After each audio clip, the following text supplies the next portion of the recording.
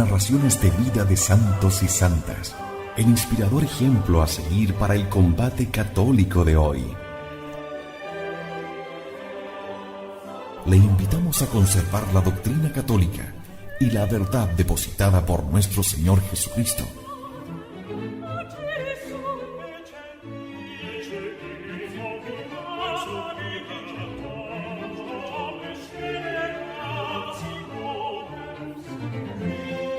Somos Convicción Radio, auténtico catolicismo, por la gloria de Dios y la salvación de las almas.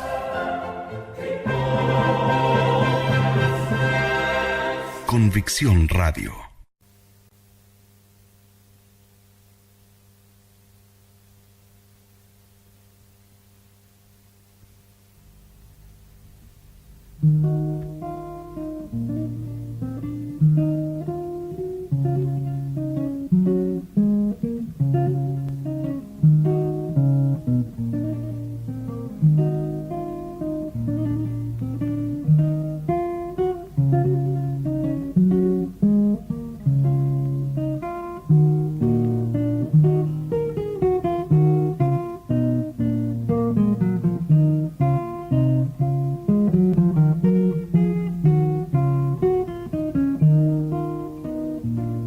Agustín ya no estaba solo, ni lo estará ya en Milán. Había nacido para ser guía y pastor. A aquel su irradiante fuego venían y se apretaban alrededor todos, para desentumecerse y revivir. Todavía errante supo ser guía, aunque todavía triste, supo dar alegría. Tenía consigo a su familia, estaba Mónica, su hermano, estaba su casi esposa anónima, con Adeodato, que ya tenía 13 años y era discípulo del padre. Habían acudido los fieles amigos, Alipio y Nebridio. Romaniano, el mecenas, había enviado allí a su hijo Licencio a estudiar con su viejo amigo. Además, se había hecho con otros conocidos y amigos en Milán, especialmente filósofos. Ya había pasado Agustín de los 30 años y le parecía a veces haber llegado a aquella posición que sus padres le habían presagiado y que él mismo había soñado. Y no obstante no estaba ni contento ni tranquilo. Atribuía la culpa de esta inquietud a no ser todavía ni bastante célebre ni bastante rico, a no tener mujer verdadera, esposa legítima y presentable en todas partes.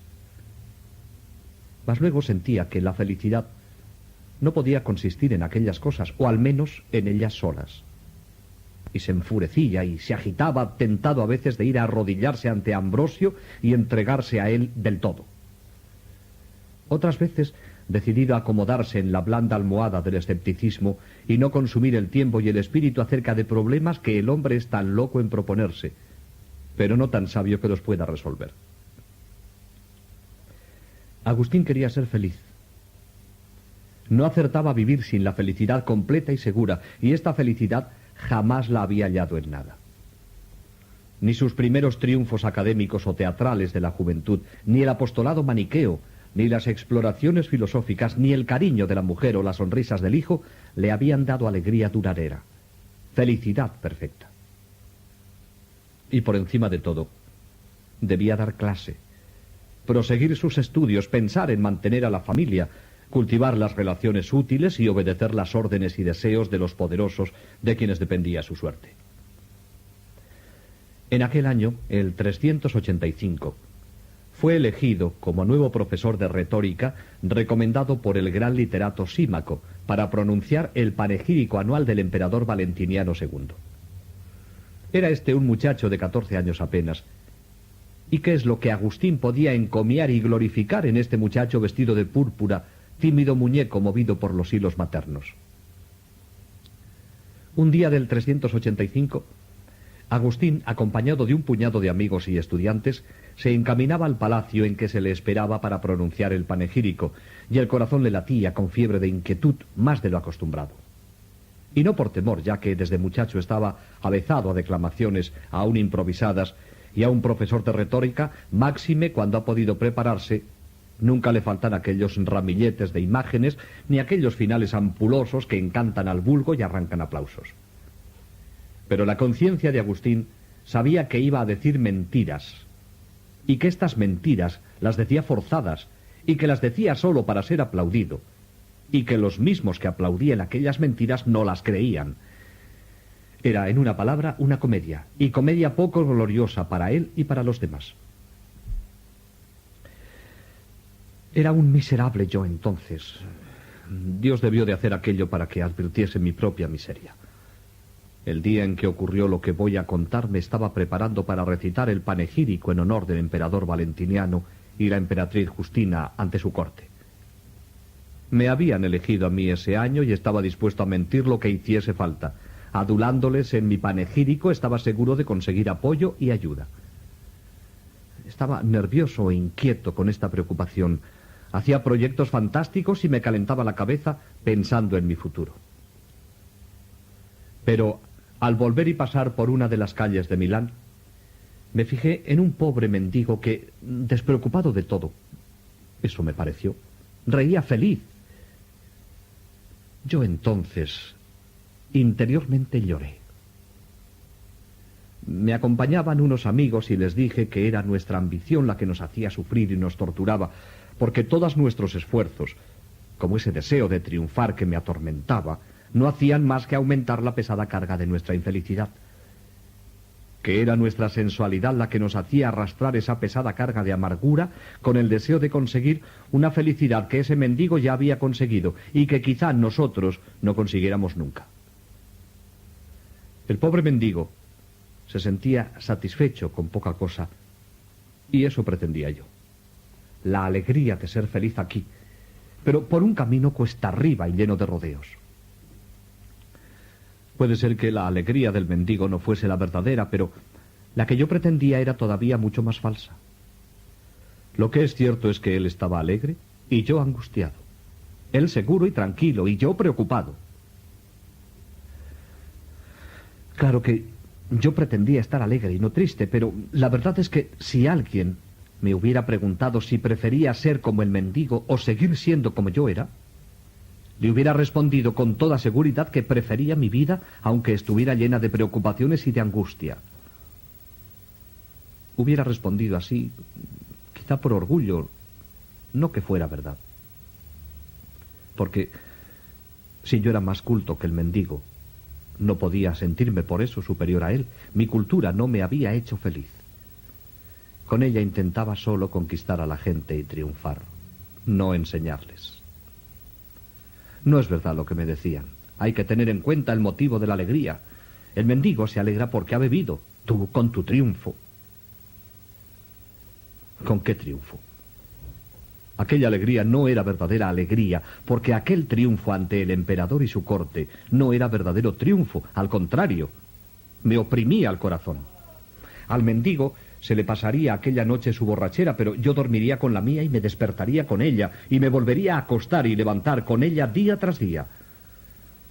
Importa, es cierto, el motivo de la alegría de cada uno, lo sé. Pero incluso entre el mendigo y yo había un enorme abismo. Él era más feliz que yo. No solo porque irradiaba alegría mientras que yo me atormentaba con mis preocupaciones, sino porque él había conseguido el vino de una manera honrada, comprándolo. Y yo, en cambio, buscaba el triunfo y la gloria con mentiras.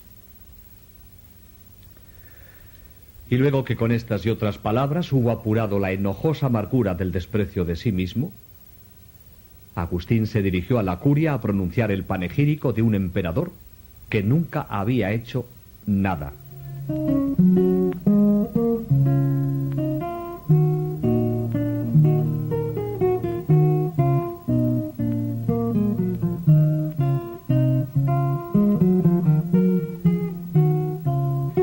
Para Agustín existe la tentación de acomodarse en el triclinio de la fortuna burguesa y la, tanto más fuerte, de seguir su caminata de peregrino apasionado que no desatará las sandalias hasta haber dado con la Casa de la Paz. Porque sus fluctuaciones no son en estos años milaneses meramente filosóficas y religiosas. Hasta hoy ha afrontado las dos existencias, la del mercader de palabra para lucrar dinero y fama y la del buscador intelectual en persecución de la última verdad y de la verdadera dicha. Mas ahora debía escoger: o práctica lograda, o ascensión contemplativa, o tierra o cielo. A los 30 años cumplidos, la sabiduría de los sabios, según la carne, afirma que es preciso crearse una posición, esto es, detenerse. Y este consejo ha sonado más de una vez en los oídos de Agustín, y si Agustín no lo ha seguido inmediatamente, tampoco lo ha rechazado. No se trata solo de elegir entre Manes y Ambrosio, sino entre la carrera temporal y el porvenir espiritual, entre el mundo mundano y el mundo divino.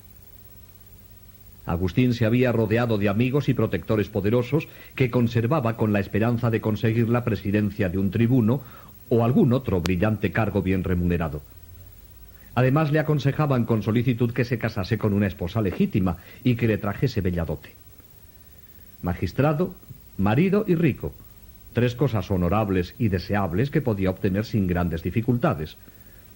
Si Agustín hubiese aceptado este triple y razonable ideal, habría sido quizá un hombre bueno, útil a la sociedad y, al fin, fosilizado por la costumbre, contento de sí. Pero Agustín, el verdadero Agustín, habría muerto. Nadie habría recordado que vivió tal Agustín y jamás habría pasado por el mundo el que invocamos con amor y veneración con el nombre de San Agustín. Algunos juzgan que las conversiones religiosas, especialmente las de los grandes intelectuales, sean debidas al cansancio. No saben que es justamente todo lo contrario. No tienen ni siquiera el más débil presentimiento de las penas, de las fatigas, de los obstáculos, de las batallas, de los peligros, de los afanes y de los esfuerzos que requiere, por ejemplo, una vida cristiana que no sea puramente externa y de devoción. Agustín, por ejemplo, si hubiese creado una familia corriente y hubiese obtenido la posición remuneradora que le habían hecho esperar, habría muy bien descansado de su fatiga y mucho mejor que siguiendo el camino que en breve cogerá. Los 43 años restantes de su vida de obispo, de apóstol, de combatiente, de filósofo, de teólogo y de guía espiritual fueron, con mucho, más cansados que si los hubiese transcurrido de pronto empleado en la administración imperial. Preferir la Iglesia al tribunal, la conquista de las almas y del cielo al castigo de los cuerpos y al cobro de los honorarios, ha querido decir para Agustín abandonar el bienestar tranquilo a una actividad casi sobrehumana. Es verdad que estas grandes fatigas de la vida en Dios están compensadas con consuelos inefables. Vemos que Agustín, antes de abandonar para siempre las cómodas tentaciones de la llanura, vaciló. Se encontraba ante lo que hoy llamaríamos el problema económico. Existía para él la necesidad de ganar dinero para mantenerse a sí y a las personas que tenía a su cargo. Eran varias las personas que tenía que mantener con su pequeña renta: Mónica, sus hermanos, la mujer que vive con él y a Deodato. Necesita, pues, trabajar, explotar el oficio propio, dedicarse a la enseñanza y congraciarse con las personas que puedan ayudar a mejorar su situación. Para estudiar a gusto, piensa Agustín, es preciso y se necesitan libros. Pero, ¿de dónde saco yo el tiempo para leer y meditar para mí? ¿Y dónde y cómo procurarse libros? Bello es salvar el alma, pero es necesario primero conservar el cuerpo. Se le ocurrió entonces la idea de instituir, juntamente con sus más íntimos amigos, una especie de cenobio laico en que la vida, libre de toda preocupación material, estuviese consagrada tan solo al estudio y a la contemplación. Varios amigos míos y yo habíamos pensado y casi decidido, hartos ya de tantas molestias y de la lucha por la vida, retirarnos a un sitio alejado de la gente y vivir una vida tranquila. Esta especie de vida ociosa la teníamos planeada de modo que todo lo que tuviésemos y pudiésemos tener lo pusiéramos a disposición de todos. Formaríamos así un fondo común que, en base a nuestra amistad, no habría nada que fuera de este o de aquel, sino que lo de todos sería todo uno, y todo de todos. Los que habíamos formado esa sociedad éramos como unos 10, algunos muy ricos, como Romaniano, muy amigo mío desde niño, y uno de los que más insistían en que nuestro proyecto se llevara adelante. Pero en cuanto salió el tema de las mujeres, que algunos ya tenían y que otros queríamos tener también, todo este proyecto, tan bien preparado, se deshizo.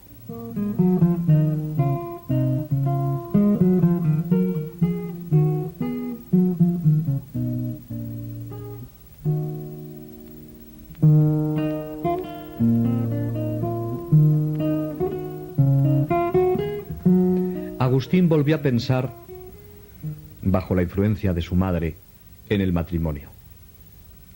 Viendo Mónica que Agustín no podía estar sin mujer, y por otra parte, no agradándole el concubinato del hijo, quería darle esposa. Agustín habría podido casarse con la mujer que vivía con él desde tantos años, que le había dado un hijo amado con ternura. Lo cierto es que Agustín sufrió horriblemente, y no por corto tiempo, por aquella separación. Arrancaron de mi lado, como un impedimento para mi futuro matrimonio, a aquella con quien yo había compartido mi vida durante 15 años. Mi corazón, tan pegado a ella, al separarlo quedó llagado y manaba sangre. Ella se volvió a África y prometió al Señor no conocer a ningún otro hombre. Dejó conmigo a Deodato, el hijo que yo había tenido con ella. Yo, desgraciado de mí, incapaz de imitarla, no pude aguantar los 2 años que tenía que pasar hasta poder unirme a la esposa que me había sido prometida. Pero estamos casi al final del dominio de la mujer en la vida de Agustín. Además de su madre, son 3 las mujeres que aparecen en la vida de Agustín. La africana, con la que vivió tantos años y de la que le costó tanto separarse, y 2 milanesas, la segunda concubina y la prometida, pero con la que nunca llegó a casarse.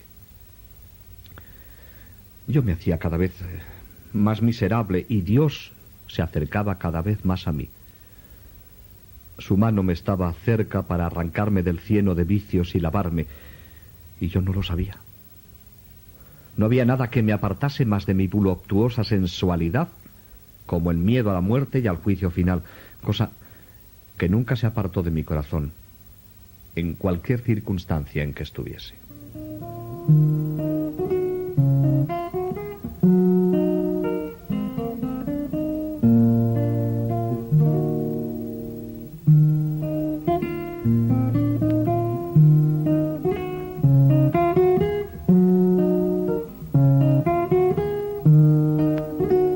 Una conversión, cuando no es la iluminación deslumbrante y repentina que echó por tierra a Pablo, semeja el lento converger de los rayos sobre un punto solo.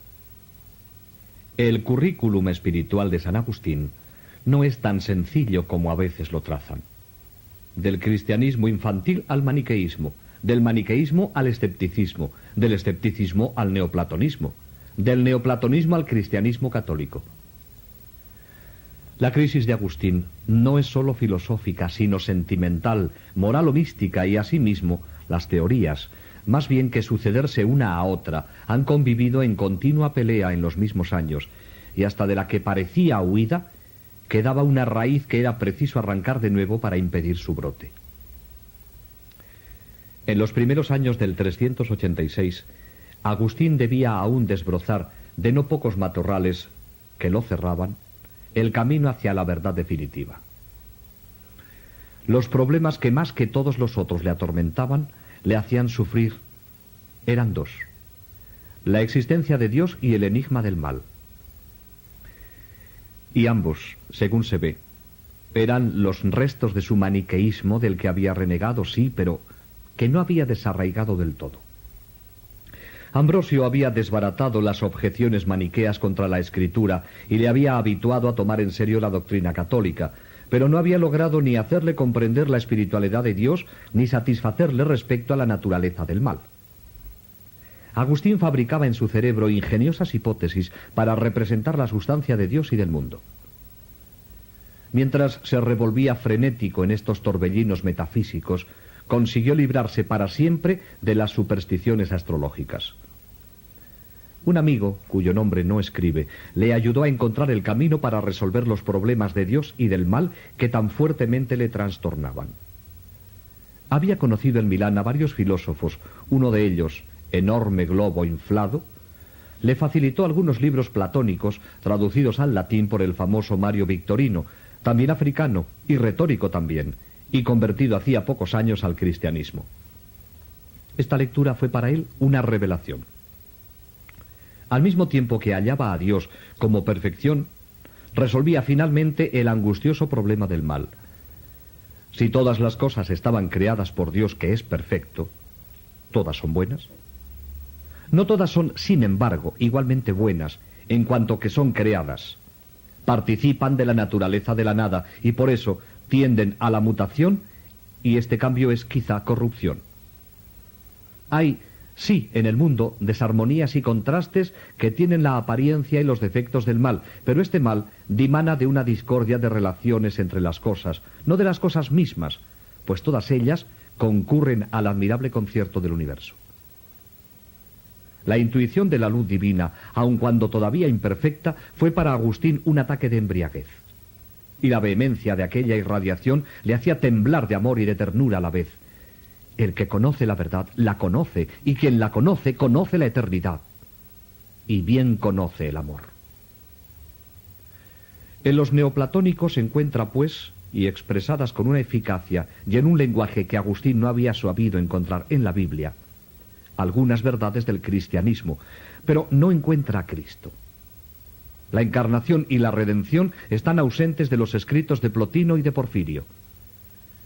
Y Agustín, a pesar de todas sus divagaciones, amaba y buscaba a Jesús, aun cuando por entonces fuese tan ignorante aún del dogma católico, que le consideraba como a un hombre sabio, superior a todos los hombres por singular favor de Dios, pero no Dios en sí mismo. Para llegar a Cristo, al pleno experimento del hombre Dios, le faltaba la humildad. Los neoplatónicos habían disipado algunos arraigados errores de su inteligencia y le habían llevado de la mano hasta casi la presencia del verdadero Dios, pero habían agravado aún más su orgullo intelectual. Le parecía haber subido a los pináculos de la sabiduría, mientras mi hinchazón, dice dirigiéndose a Dios, me separaba de ti, y el abotagamiento de mi rostro cerraba mis ojos. La lectura de San Pablo, que emprendió con ansia en aquel tiempo, preparó su cura radical. Fuera de las confirmaciones de la verdad, poco antes conquistadas, descubrió otras que la integraban y aclaraban. La figura de Cristo se le adelantó con sus contornos auténticos de Hijo de Dios y de Dios humanado, y de la elocuencia paulina, vibrante de caridad desenfrenada y de abandono nada servil, recibió Agustín las primeras e inolvidables lecciones de humildad. En todo este camino, recorrido en pocos meses, había sufrido amargamente, pero ya paladeaba un sabor de deleite ante el cual todos los placeres de la carne y de la tierra no son sino flores marchitas. En Agustín, y es ya señal de la grandeza próxima, la labor metafísica no es el sosegado cavilar de los profesores de filosofía, ni el distraído desmenuzar de aficionados indiferentes. Él se arroja todo entero en el horno del pensamiento. Todo cuanto toca, hasta las más frías teorías, se vuelve cálido. No medita solo con el cerebro, sino con el corazón, con todas sus potencias, con toda la violencia de su alma entera, y en la busca empeña todo su ser, y sufre y goza en sus ascensiones y en sus caídas, como si se tratase, en vez de ideas, de su misma vida, de su destino. Según es todo fuego en el amor y en la amistad, es llama flameante en su afanoso peregrinar por la adquisición de la verdad. La luz vuela a la luz y el amor responde al amor. Agustín merecía, por su hambre apasionada, saciarse con Cristo. Las últimas invitaciones al banquete estaban próximas y él estaba ya preparado para recibirlas.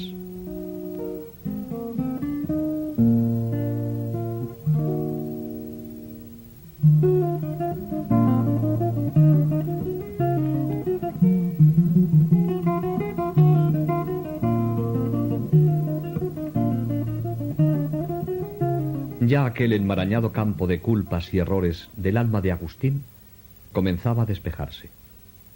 Empezaba la lucha cuerpo a cuerpo entre el nuevo Jacob y el Señor. Y Dios, según la enérgica expresión de Agustín, le amurallaba por todas partes. Las puertas de la tierra se están cerrando a su alrededor. No tendrá salvación y reposo sino yendo hacia el cielo.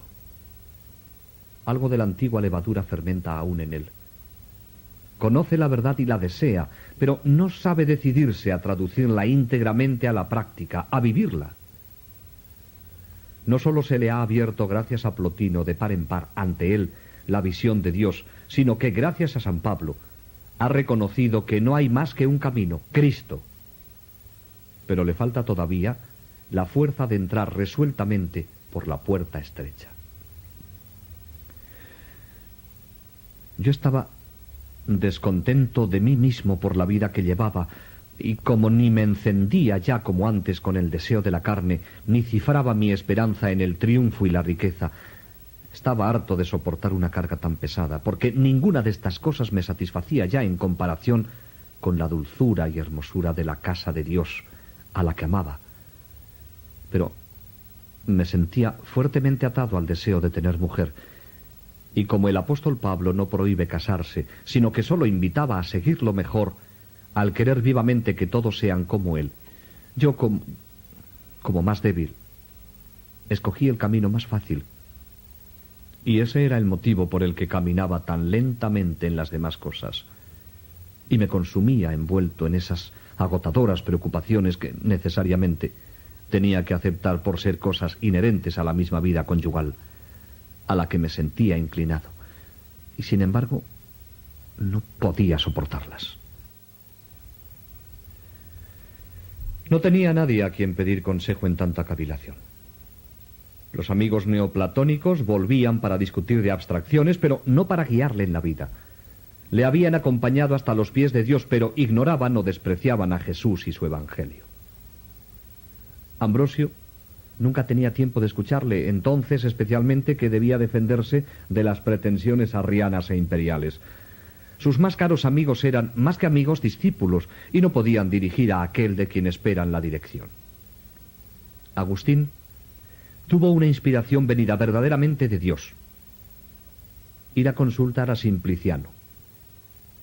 Así nos narra Agustín esa entrevista con Simpliciano.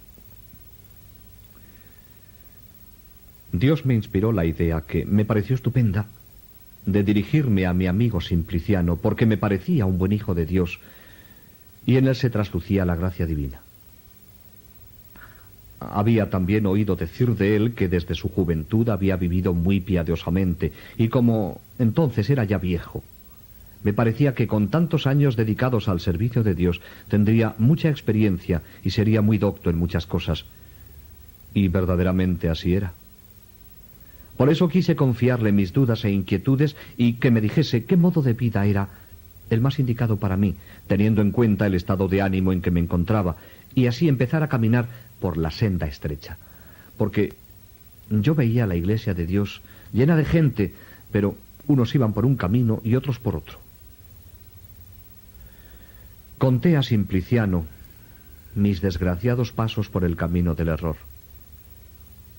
Pero cuando le dije que había leído algunos de los libros platónicos que Victorino había traducido al latín, me felicitó por haberlos leído, porque en ellos se apunta de mil maneras a Dios y a su verbo, y no en cambio en otras muchas obras de otros filósofos que están llenas de errores y equivocaciones. Victorino había ejercido como profesor de retórica en Roma. Yo había oído decir que había muerto en la fe cristiana. Simpliciano, para animarme a seguir la humildad de Cristo, oculta para los que se dicen sabios y revelada a los pequeñitos, me habló de Victorino, a quien había tratado muy íntimamente cuando estaba en Roma, y de él me contó algo que no quiero dejar en silencio, porque el modo como Victorino se hizo cristiano encierra una gran alabanza a la misericordia de Dios y debe ser dada a conocer. Victorino era un anciano muy sabio, gran especialista en las artes liberales. Había sido maestro de muchos nobles senadores. Hasta entonces había adorado a los ídolos y había participado en sus sacrilegios sagrados, como estaba de moda entonces en casi toda la estirada nobleza romana. Bien, pues el anciano Victorino, que había defendido a estos dioses con su aterradora voz durante tantos años, no se avergonzó de hacerse servidor de Cristo, de hacerse niño de la fuente de Dios y de ponerse al cuello el yugo de la humildad y de bajar su frente bajo el peso de la cruz. Me contaba Simpliciano que Victorino leía e investigaba las escrituras y estudiaba minuciosamente todos los escritos cristianos y que un día dijo a Simpliciano, no en público sino en privado y con todo secreto: ¿sabes que ya soy cristiano? Y Simpliciano le respondió: no te creeré ni te tendré por cristiano mientras no te vea en la iglesia de Cristo. Y Victorino, burlándose, le replicó: ¿pero es que son las paredes las que hacen a los cristianos? Esto de ya soy cristiano se lo dijo muchas veces, pero Simpliciano siempre le respondía lo mismo y Victorino igualmente siempre le contestaba burlándose con eso de las paredes. Y es que Victorino temía ofender a sus amigos soberbios, adoradores de demonios, porque pensaba que desde la altura de su babilónica dignidad caerían sobre él como terribles enemigos si se hacía públicamente cristiano. Pero después de sus profundas lecturas se hizo fuerte y temió ser negado por Cristo delante de sus ángeles si él tenía miedo de confesarlo delante de los hombres. Y le pareció que era hacerse culpable de un gran pecado avergonzarse de los sacramentos de la humildad del Verbo de Dios y no de avergonzarse en cambio de los sacrilegios sagrados de los soberbios demonios que él, igualándose a ellos en soberbia, había recibido. Se avergonzó de esta vaciedad y se avergonzó ante la verdad y de pronto, imprevistamente dijo a Simpliciano: vamos a la iglesia, quiero hacerme cristiano. Simpliciano no cabía en sí de alegría y se fue con él. Allí le instruyó en las primeras nociones de los sacramentos y Victorino dio su nombre para ser regenerado por el bautismo ante la sorpresa de toda Roma y la alegría de la iglesia. Llegó la hora de hacer la profesión de fe. Los sacerdotes le ofrecieron a Victorino la posibilidad de que hiciese la profesión de fe en privado, como solía hacerse con los que por miedo a la vergüenza quizá pudieran volverse atrás. Pero Victorino prefirió confesar su salvación en presencia del pueblo de Dios, ya que antes públicamente había enseñado retórica y en ella no está la salvación. Y Victorino pronunció en voz alta, en medio de una muchedumbre admirada y conmovida, la confesión de la verdadera fe. Todas estas nuevas hicieron tan profunda impresión en el ánimo de Agustín que, confiesa, ardía en deseos de imitarle. Tantas semejanzas entre los dos hombres aumentaron el efecto. Los dos africanos, los dos maestros de retórica, los dos ávidos de gloria, los dos iniciados en el cristianismo por libros neoplatónicos. Faltaba por parte de Agustín el último rasgo, la plena conversión. Quedaba todavía en Agustín, una contra otra en pugna, las dos tendencias originales, una carnal, antigua, otra nueva, espiritual. Todavía no había llegado la unidad, esto es, la paz. Siempre era el mismo en la primera y en la segunda tendencia, pero más en la segunda, en la espiritual que en la primera. Únicamente la costumbre le impedía matar en sí al hombre viejo y resurgir tranquilizado en el nuevo. Se compara a un hombre sumido aún en el sopor, que aun sabiendo cuánto más bella es la vigilia que el sueño, y que es preciso levantarse, no obstante se entrega a la somnolencia, deseando casi sumirse en la inconsciencia. El ejemplo de Victorino había sido una vigorosa sacudida al adormecido. Otra más, y Agustín abrirá los ojos, aunque sea a través de lágrimas, a la aurora de Cristo.